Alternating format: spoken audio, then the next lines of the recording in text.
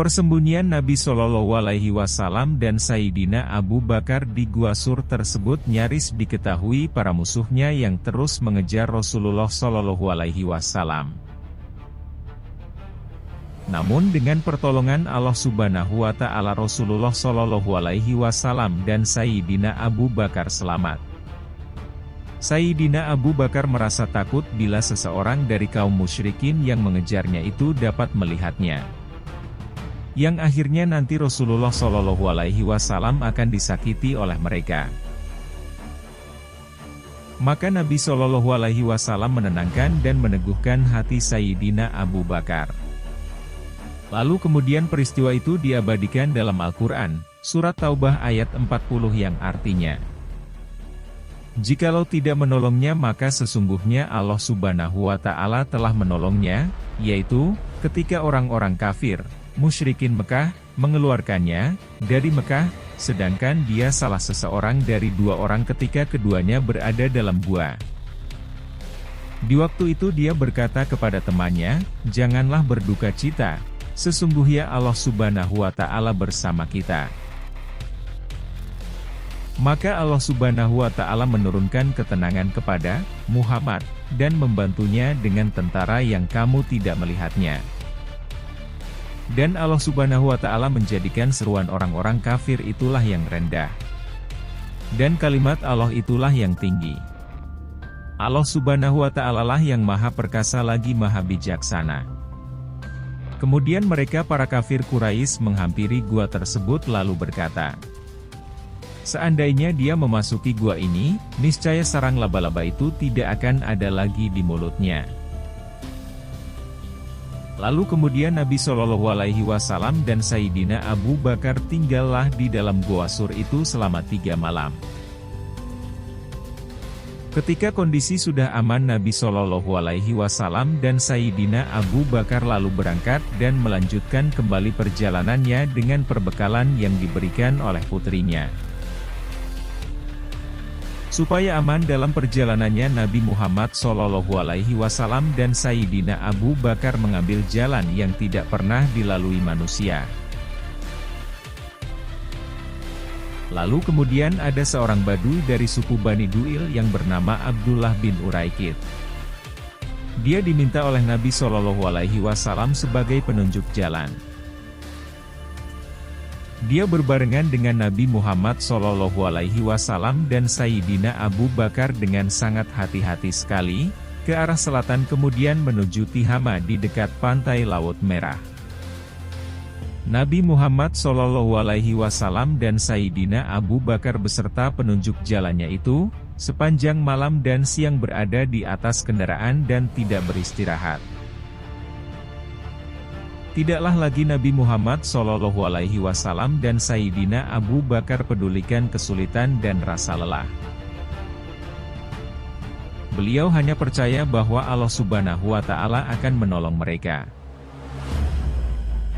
Kemudian orang kafir Quraisy mengadakan sayembara yang berisi, siapa saja yang dapat membawa Nabi Muhammad Shallallahu Alaihi Wasallam hidup atau mati, hadiah besar dan jabatan tinggi menantinya. Hal ini menarik hati masyarakat pada waktu itu, termasuk Suraka bin Malik yang sudah mengetahui perjalanan Nabi Muhammad Shallallahu Alaihi Wasallam dan Sayyidina Abu Bakar. Tidak lama kemudian Suraka bin Malik mendatangi tempat yang dimaksud. Lalu dia menemukan Nabi Muhammad Shallallahu Alaihi Wasallam beserta 2 orang yang mendampinginya, yang sedang beristirahat di sebuah batu besar sambil menyantap bekal yang diberikan oleh Asma, putri dari Sayyidina Abu Bakar. Setiap kali Suraka bin Malik mendekati Nabi Muhammad Shallallahu Alaihi Wasallam, kudanya selalu tersungkur. Hal itu terulang sampai 4 kali. Suraka yang percaya kepada dewa, berpikir bahwa itu adalah pertanda buruk. Sehingga dia mengurungkan niatnya dan kembali ke Makkah. Selama 7 hari terus-menerus berjalan, Nabi Shallallahu Alaihi Wasallam dan Sayyidina Abu Bakar hanya beristirahat di bawah panas membara musim kemarau. Dan berjalan lagi sepanjang malam mengarungi lautan padang pasir. Di tengah perjalanan menuju Madinah, Rasulullah Shallallahu Alaihi Wasallam singgah di Quba, sebuah desa yang terletak 2 mil di selatan Madinah. Di sanalah beliau membangun sebuah masjid.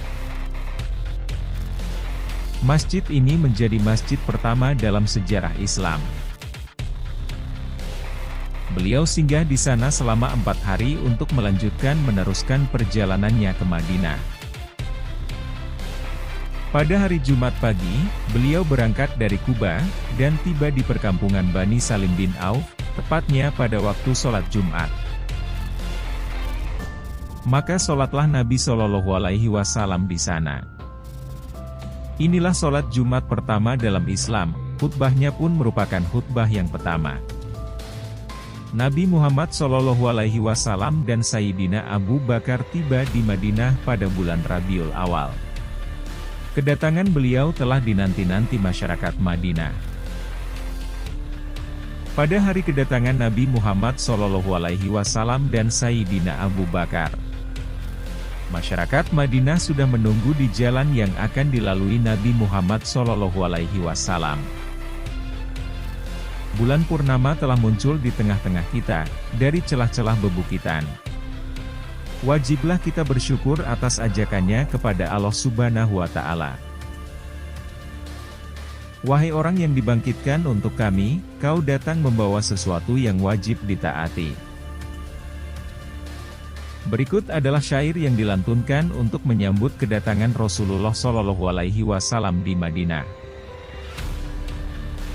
Setelah sampai Madinah, Nabi Muhammad Shallallahu Alaihi Wasallam mulai membuat program kerja dan melaksanakannya, yaitu membangun masjid, mempersaudarakan antara Muhajirin dan Ansor, dan membuat perjanjian dengan penduduk Madinah. Langkah pertama adalah membangun masjid.